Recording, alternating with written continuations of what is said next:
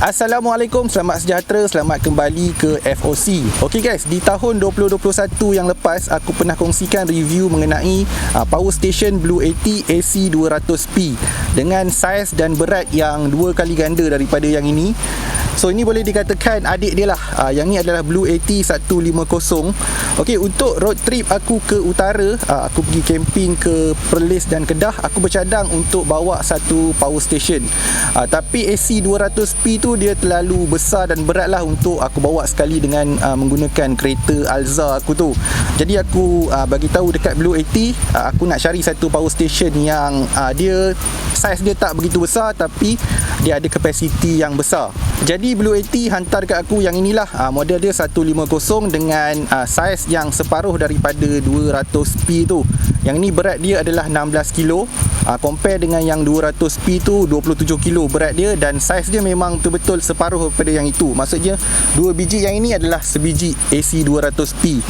Jadi untuk camping trip aku ke Perlis tu, ini adalah main power source aku untuk aku gunakan semasa trip aku selama 5 hari aku bercamping dekat belah utara.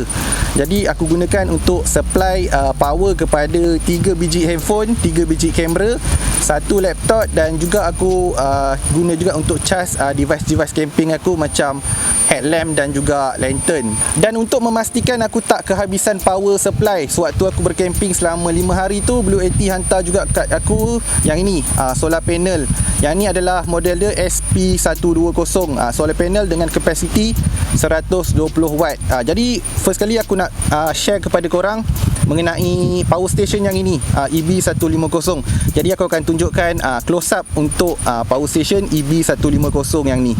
Okey guys, so ni adalah close up untuk Blue 80 150. So ni adalah bahagian tepi dia. Dekat bahagian atas dia ada satu handle untuk senang kita nak angkat ataupun untuk kita nak alihkan dia. Kita pergi ke bahagian belah kiri ni pula.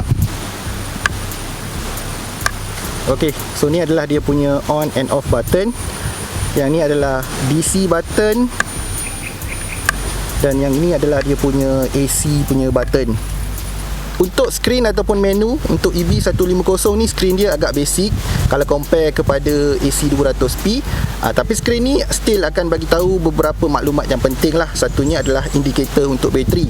Dan untuk indikator bateri untuk EB150 ni, dia akan tunjuk dalam bentuk bar macam ni.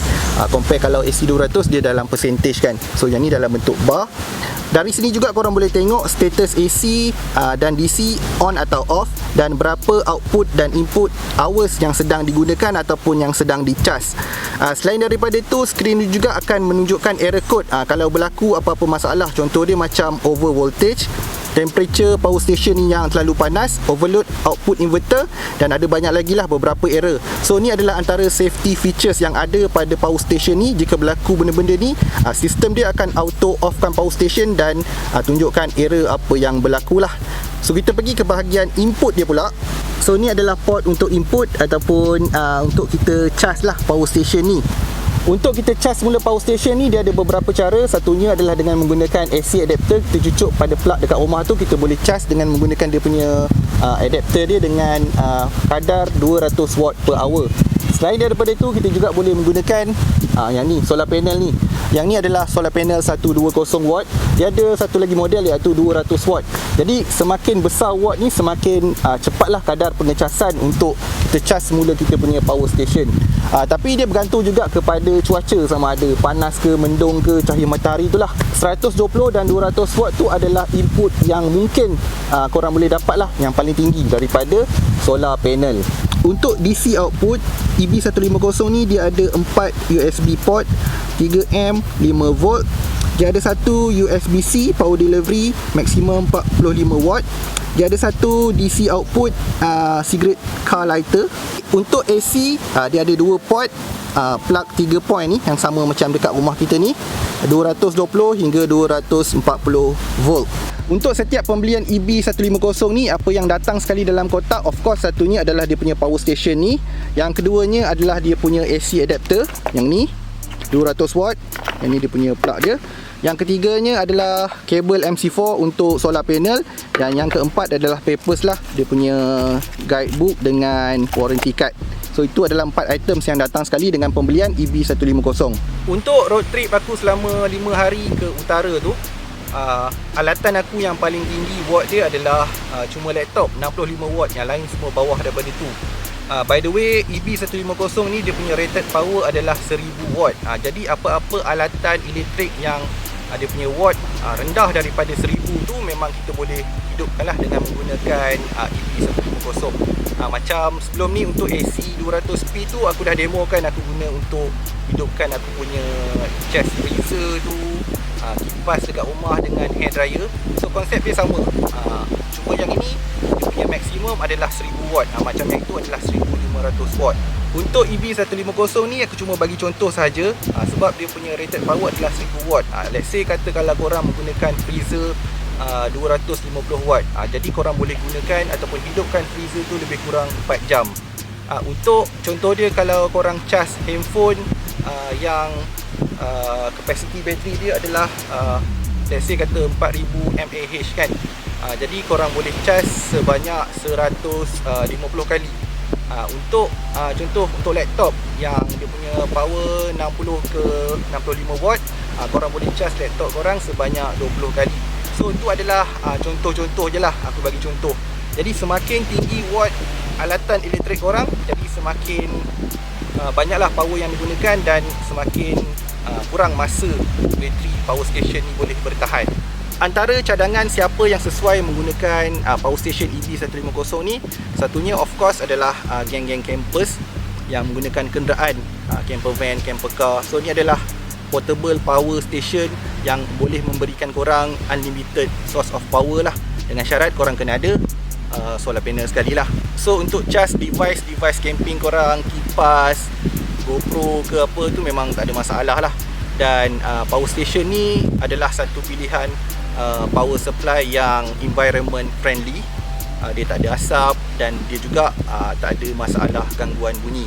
Yang kedua adalah kepada golongan-golongan peniaga, yang contohnya pasar malam ataupun peniaga burger ataupun peniaga gerai-gerai ke kan. So ni adalah salah satu option untuk power supply. Selain daripada korang menggunakan bateri kereta ataupun generator diesel, kalau nak dikomparekan dalam jangka masa yang panjang, long run, kos untuk menggunakan power station ni adalah lebih jimat kalau nak dibandingkan dengan menggunakan generator dan juga bateri kereta. Tapi perlu masa yang panjang lah baru boleh cover balik kos tu. Tapi jangan risau, benda ni memang dia punya lifespan tu memang panjang. Dia boleh tahan 7 ke 8 tahun, mungkin 10 tahun sebelum dia punya bateri tu punya efficiency dia akan menurun lah. Dia punya untuk simpan kuasa tu mungkin lama-lama dia akan turun juga. Yang ketiga, boleh dijadikan sebagai emergency power supply dekat rumah in case terjadinya satu power trip, tak ada elektrik. Yang keduanya, in case berlaku bencana alam. Contoh dia macam yang baru-baru ni berlaku banjir kan.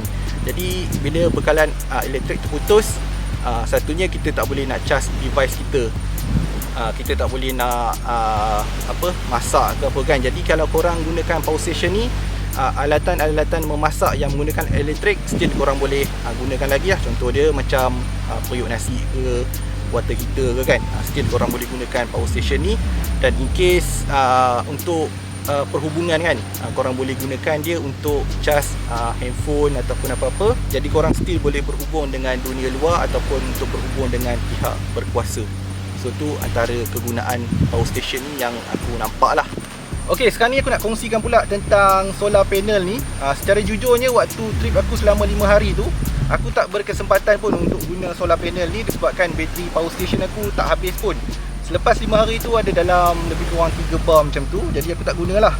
So hari ni aku akan buka solar panel ni dan aku akan kongsikan kepada korang So ini dia solar panel daripada Blue 80. Yang ini adalah model dia SP120 dengan maksimum input 120 watt.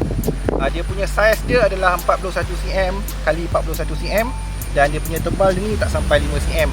So dia agak compact lah kalau nak dikatakan dalam kategori solar panel dengan dia punya input capacity tu. Boleh dikategorikan solar panel dia ni compact lah, dan dia punya berat tu cuma 4.3 kg. Jadi dia memang senang lah, dia portable, dia boleh diusung di sana sini dan senang lah kalau kita nak letak dalam kereta pun dia tak makan space sangat. Jadi aku akan buka sekarang dan aku akan tunjuk kepada korang apa yang ataupun komponen-komponen pada SP120 ni.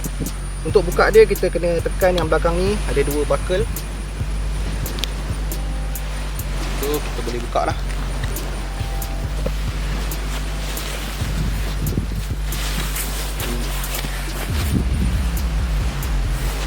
Untuk model SP120 ni dia terdiri daripada 4 panel solar cell SunPower. Setiap panel ataupun petak ni dia ada kaki dekat belakang ni untuk kita dirikan panel ni mengikut angle cahaya matahari. Dan dekat bahagian hujung ni dia ada lubang grommet ni. So yang ni boleh dijadikan sebagai tight point lah untuk kita ikat pada pokok ataupun pada bubung kereta, in case kalau kita tak nak letak dekat atas tanah. Kita tengok kat bahagian sini, kat bahagian yang berzip ni. So di dalam poket yang berzip ni, dekat sinilah dia punya connector. Dia punya kabel MC4 untuk kita connectkan kepada kita punya power station. Dan untuk kabel dia ni, panjang kabel dia ni adalah 3 meter. Jadi kita boleh letak kita punya solar panel ni dekat tempat panas. Kita punya power station boleh duduk jauh sikit lah dekat tempat redup ataupun tempat yang tak kena hujan, yang lindung sikit. Sekarang ni aku akan sambungkan kita punya power station ni kepada solar panel ni. So kita tengok berapa cas yang kita boleh dapat daripada kita punya solar panel ni dalam situasi ataupun kondisi macam ni. Aku dekat tepi pantai ni, hari boleh dikatakan panas juga. Kita tengok berapa kita boleh dapat. Kita akan sambungkan je terus.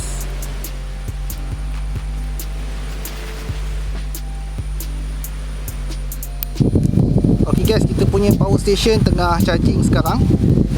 Nampak dia punya battery bar naik tu. Dan kita nak tengok berapa input yang kita boleh dapat daripada solar panel ni. Aku tak sure nampak jelas atau tak dalam kamera. So yang aku nampak daripada sini, kita dapat dalam 50, 51, 52, 53, 55, dalam 50 lebih sahajalah watt untuk input daripada solar panel 120 watt kita ni.